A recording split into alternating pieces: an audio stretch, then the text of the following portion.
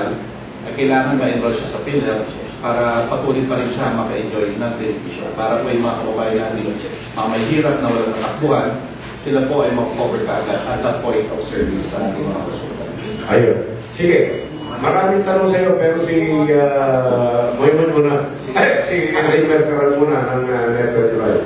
Sir, good morning. Good morning, sir. Sir, napasin ko, mataas yung presyo, 200,000, 600,000, 300,000 ba?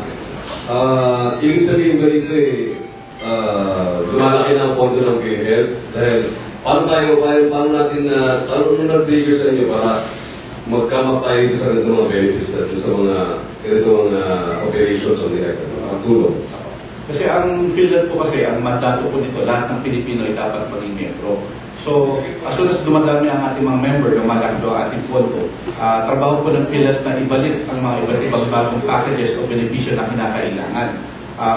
For example, yung nagkaroon ng tagbaha, nilabas yun po ng bagong package ng PhilHealth, leptospirosis, yung chikungunya na, I think ito yung bagong sakit, may bagong package ng PhilHealth.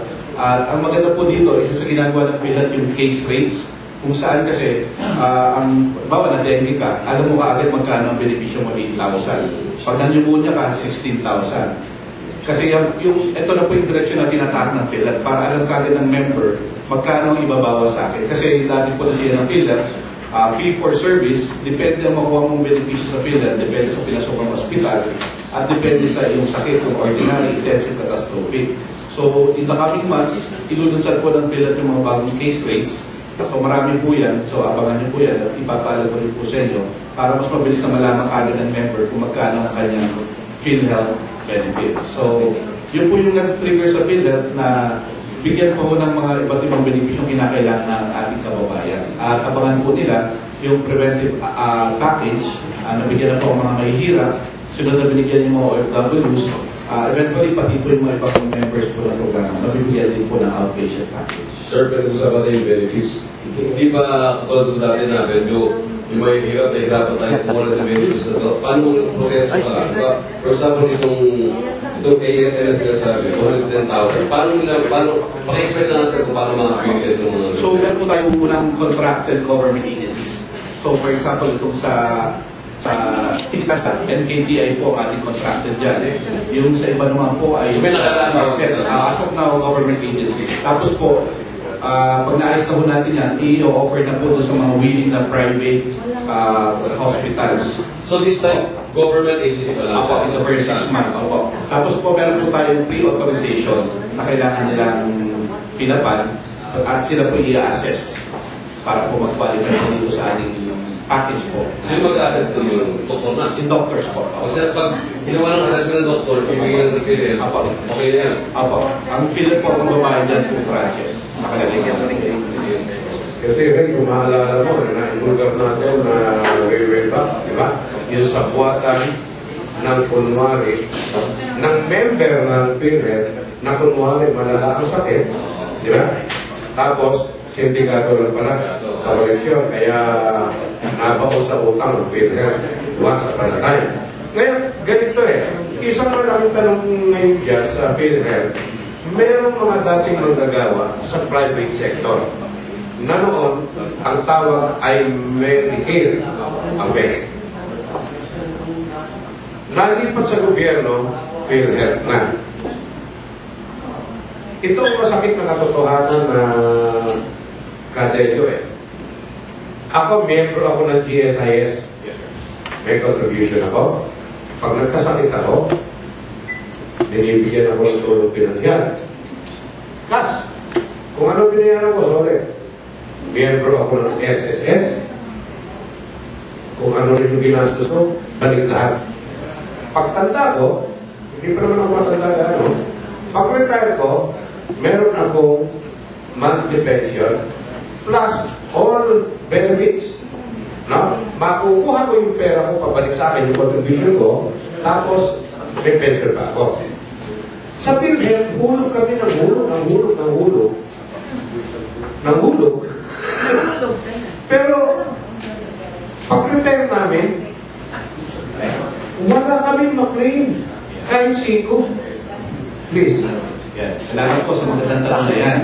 Kasi nais ko ipaalam sa inyo lahat na yung hinuhuli po natin yung araw sa Medicare, ito po yung nailipat na sa PhilHealth by virtue of Republic Act 7875. So, hindi po yan nasayang kasi po, pag tayo po ay nag-reach ng retirement age, uniform personnel 56, private 60 years old, government 65, judiciary 70, at nakapagulog tayo at least 10 years.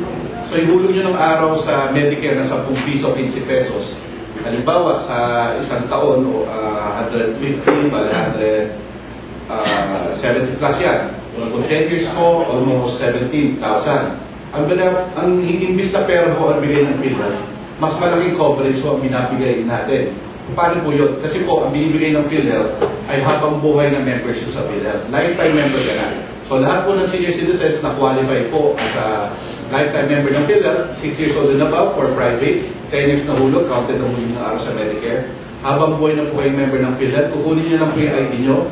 Kung sakasakaling may magkakasakit, iyon po ipapakita, wala na hindi na po kailangan maghulog. At kung sakasakaling senior citizen po, ay wala po siya, hindi siya nag-qualify as a lifetime member. May anak po siyang member ng PhilHealth, pwede pa rin po siya maging dependent. So makikita po natin, benepisyo natin ay may pagkalinga sa ating mga senior citizens. So you're either a lifetime member or you can be a qualified dependent ng anak mong member. So entitled po siya sa mga benepisyo.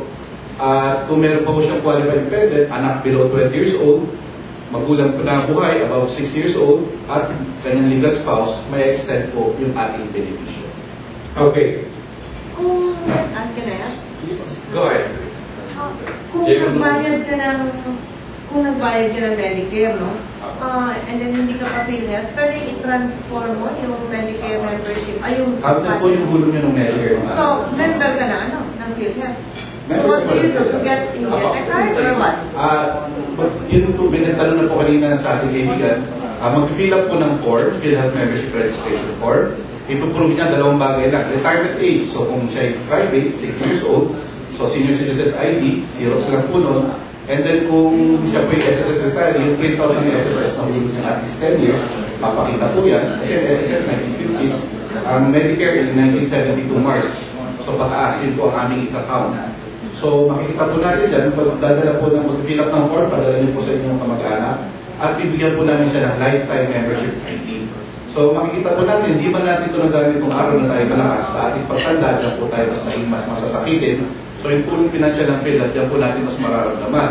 Covered po ng PhilHealth ang dialysis, hemodialysis. Ang kadalasang sigil po per session ay 2,500. Ang sagot po namin, 4,000 pesos per session, sagot namin yan. So kung ikaw po ay principal member sa isang taon, meron kang 90 days hospitalization benefits o allowance, 45 days exclusive sa member, 45 days to be shared by your qualified dependents. Covered din namin ang radiotherapy, 3,000 pesos, cataract, 16,000 isang mata, at iba't ibang pang benepisyo. So di ba tayo nagkasakit ng araw, kung sakasali tayo magkasakit o may maaksidente, o naman po sana, nandiyan po ang PhilHealth para po sa tulong pinansyal. Kaya nga yung mga itong pagkakataon ay napaka-welcome sa PhilHealth. Mas proactive po kami kasi minsan tamang informasyon lamang po ang kailangang malaman. At nagugulat ang ating mga member na covered na pala ako, may enjoy ko pa rin yung mga benepisyo na ito. Kaya maraming salamat sa pag-ibig. Yun ang pinagtatawa ko eh. Kaya ka namin inimbitahan eh. 1950. Kaya, 52 naman. Kaya ka namin inimbitahan, yung sinasabi mo ngayon, sa kabila ng napakarami kong napapakinggan, na himpilan